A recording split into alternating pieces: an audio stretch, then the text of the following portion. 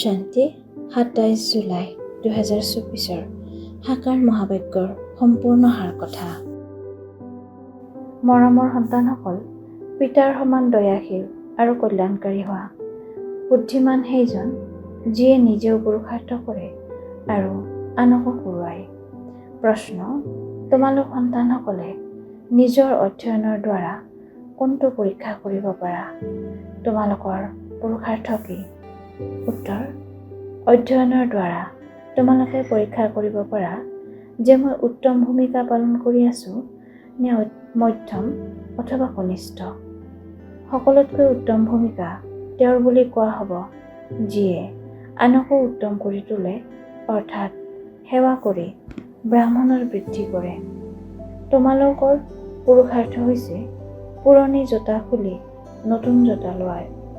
যেতিয়া আত্মা পবিত্ৰ হ'ব, তেতিয়া তেওঁ নতুন পবিত্ৰ জোতা পাব।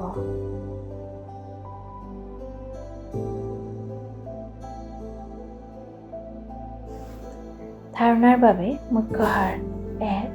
জ্ঞান আৰু যোগেৰে নিজৰ বুদ্ধি পৰিশোধিত কৰিব লাগে। পিতাক পাহৰি যোৱাৰ ভুল কেতিয়াও কৰিব নালাগে। প্ৰেমিকা হৈ প্ৰেমিকক স্মৰণ কৰিব লাগে। 2. বন্ধনমুক্ত হৈ নিজৰ সমানকৈ গঢ়ি তোলাৰ সেৱা কৰিব লাগে। উচ্চ পদ পোৱাৰ পুৰুষাৰ্থ কৰিব লাগে। পুৰুষাৰ্থত কেতিয়াও অন্তৰ দুখী কৰিব নালাগে। বৰদান: 1 মিনিটৰ একাগ্ৰ স্থিতিৰে শক্তিশালী অনুভৱ কৰোঁতা আৰু কৰাওঁতা একান্তবাসী হোৱা। একান্তবাসী অৰ্থাৎ যিকোনো এক শক্তিশালী স্থিতিত স্থিত হোৱা, লাগিলে বীজৰূপ স্থিতিত স্থিত হৈ যোৱা, নতুবা লাইট মাইট হাউচৰ স্থিতিত স্থিত হৈ বিশ্বক লাইট মাইট দিয়া, নতুবা ফৰিষ্টাবোধৰ স্থিতিৰে আনক অব্যক্ত স্থিতিৰ অনুভৱ কৰোৱা।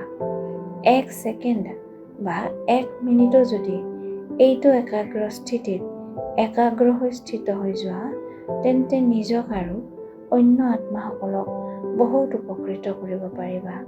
কেৱল ইয়াৰ অভ্যাসৰ প্ৰয়োজন।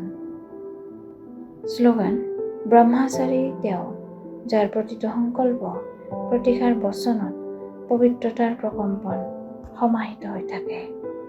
পৰোপকাৰৰ ভাৱনাৰে সম্পন্ন হৈ অপকাৰীৰো উপকাৰ কৰিবলৈ আজিৰ অব্যক্ত সংকেত।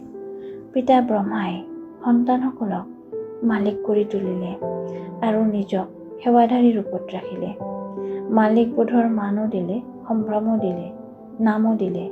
গতিকে যেনেকৈ পিতাই নাম, মান, সম্ভ্ৰম সকলো ত্যাগ কৰিলে, পৰোপকাৰ কৰিলে, সন্তানসকলৰ সুখতে নিজৰ সুখ বুলি ভাবিলে, সন্তানসকলৰ বিস্মৃতিৰ কাৰণে হোৱা দুখৰ অনুভৱক নিজৰ দুখ বুলি ভাবিলে, তেনেকৈ পিতাক অনুসৰণ কৰি পৰোপকাৰৰ ভাৱনাৰে সম্পন্ন হোৱা, তেতিয়া বিশ্ব কল্যাণৰ কাৰ্য সম্পন্ন হ'ব। ওম শান্তি।